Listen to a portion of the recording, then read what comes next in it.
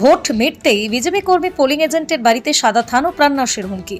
হিঙ্গলগঞ্জ বিধানসভার কালীতলা গ্রাম পঞ্চায়েতের পশ্চিম কালীতলা 243 নম্বর বুথের বিজেপি কর্মী 2026 বিধানসভা নির্বাচনের বিজেপির পোলিং এজেন্ট কঙ্কন বৈদ্যের বাড়িতে রাতে সাদা থান ফেলে রাখার অভিযোগ উঠল তৃণমূলের বিরুদ্ধে। শুধু তাই নয়, পার্শ্ববর্তী বুথের তৃণমূল নেতারা প্রকাশ্যে হুমকি দিচ্ছেন যে ফল প্রকাশের পর দেখে নেওয়া হবে।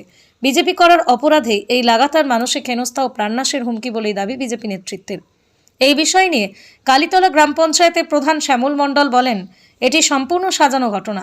ও এমন বড় নেতা নয় যে আমাদের দলের কেউ ওর বাড়িতে থান কাপড় দিতে যাবে। আগামী দিনে মমতা ব্যানার্জির নেতৃত্বে তৃণমূল সরকার গঠিত হবে, সেই ভয় ও আতঙ্কে নিজেরাই এই কাজ করেছে। এই ঘটনা সম্পূর্ণ মিথ্যা। এই বুথে তৃণমূল জিতছে, সেই আতঙ্কের বশেই নিজেরাই কাণ্ড ঘটিয়েছে। বলছি 243 নম্বর বুথের জনপ্রতিনিধি। আজ 243 নম্বর বুথে যে এক অপ্রীতিকর ঘটনা ঘটেছে, যেটা কঙ্কন বৈদ্য মশাইয়ের বাড়িতে, উনি বিজেপির পোলিং এজেন্ট ছিল। উনি যে চক্রান্ত করে একটা নাটক সাজিয়েছে, তার বাড়িতে একটা সাদা থান পাওয়া গেছে। তার বাবা, মা এবং উনি এই নাটকটা করেছে তাদের দলের গোষ্ঠীদ্বন্দ্বের জন্য। তাদের দলে কে বড় নেতা বিজেপি, সেইটা প্রকাশ পাওয়ার জন্য এটা করেছে উনি। কিন্তু আমাদের তৃণমূল কংগ্রেসের গায়ে যে কালিমালিপ্ত করছে, এটা আমাদের কিন্তু আমরা মানব না। কালীতলা পঞ্চায়েতের অন্তর্গত আমি এখানকার শক্তি প্রমুখ। আমার বুথ 243 নম্বর বুথ। এই বুথের পোলিং এজেন্ট হিসেবে কঙ্কন বৈদ্য মহাশয় তিনি এজেন্ট ছিলেন। তাকে ভয় বা সন্ত্রাস সৃষ্টি করার জন্য এবং তার প্রাণনাশের হুমকি দেওয়ার জন্য তৃণমূলের হারমাত বাহিনীর এই কাজটা করেছে। আমি প্রশাসনের কাছে এর সুবিচার চাই। তো আপনার দল বা অন্যদের ক্ষেত্রে কি বার্তা দিতে চাইছেন? আমি এর থেকে দলের কাছে বার্তা দিতে চাই যে আপনারা সতর্ক থাকুন। হারমাত বাহিনীরা যখন যে 243 নম্বর বুথে কঙ্কন বৈদ্য তিনি বুথের এজেন্ট ছিলেন। তো আজ সকালে তার বাড়িতে টিএমসির হারমাদরা সাদা থান দিয়ে গেছেন। দেখুন, তার এই ওঠানামার পথ, গরিব মানুষ, মাটির বাড়ি দেখতে পাচ্ছেন। তো সকালে উঠে দেখতে পান তার এই ওঠানামার যে পথ এবং যে দরজা আছে,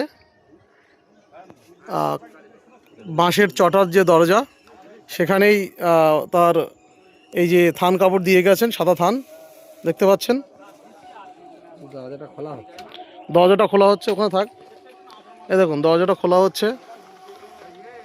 এই হচ্ছে কঙ্কন বৈদ্য, বুথ এজেন্ট ছিলেন। এই দেখতে পাচ্ছেন তার এই ওঠানামার পথ, ঘরের দরজা, তার সামনেই কিন্তু কি ঘটনা ঘটেছিল। হ্যাঁ, আমি চান করে জোরে বলতে হবে।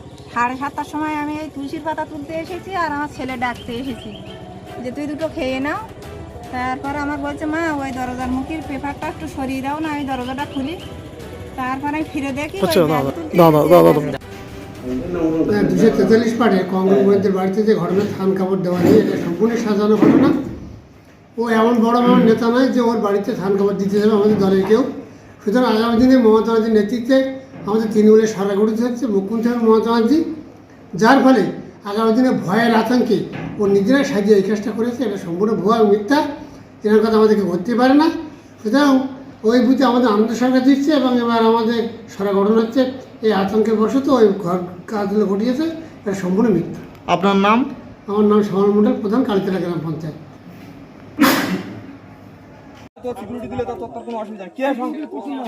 তোর বাড়ি এত হচ্ছে তৃণমূলের নেতা আছে, তোর বাড়ি না করলে তুই তাহলে লিটার লিখি করে ওখান থেকে। কালীতলা পঞ্চায়েতের অন্তর্গত 243 নম্বর বুথের কর্মী মাননীয় কঙ্কন বৈদ্য মহাশয়ের বাড়িতে গত রাত্রে এই থান কাপড় রেখে গেছেন। অজানা দুষ্কৃতীরা ভারতীয় জনতা পার্টি করার কারণে এই নির্বাচনে 2026-এ হিঙ্গলগঞ্জ বিধানসভা মাননীয় গিয়ে বলছে, ও বেরিয়ে বলছে, মা পেপারটা সরিয়ে দাও। তা আমি পেপারটা সরাতে ফিরেই দেখি এই পেপারে খোলে এই প্যাকেটটা। আমি তো, বাবা এই প্যাকেট কেন? তা বলছে কি, আমি তো জানি না। তারপর আমি হাত দিয়ে দেখি যে থান কাপড় কেন। আর ওই হরিদাস কাটে হরি গায়েন ছিল এখানে দাঁড়িয়ে। ও দেখে গেছে যে এই থানটা, ও আমি হাত দেওয়ার আগে ও দেখেছে যে এই থানটা ওখানে আছে। কারা থান রেখে গেছে বলে মনে হয়?